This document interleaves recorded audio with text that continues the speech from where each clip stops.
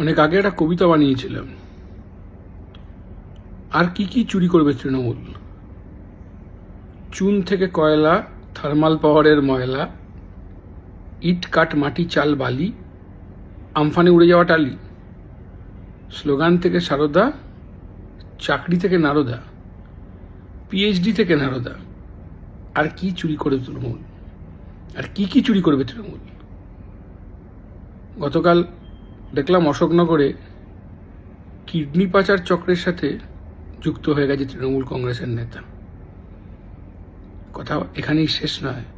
কথা হলো, এত চুরি করে আবাসের টাকা, 100 দিনের কাজ, চাকরি, কয়লা, গরু, এত চুরি করে বহল তবিয়তে আছে কিভাবে, কার সৌজন্যে? অবশ্যই বিজেপি। Thanks to BJP.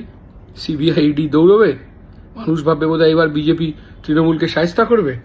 আসলে না, কিচ্ছু হবে না। তৃণমূল বিজেপির বাইনারি থাকবে, আর তাতে তৃণমূলের লাভ হবে বা বিজেপির লাভ হবে, মানুষের তাতে কোনো লাভ হবে না।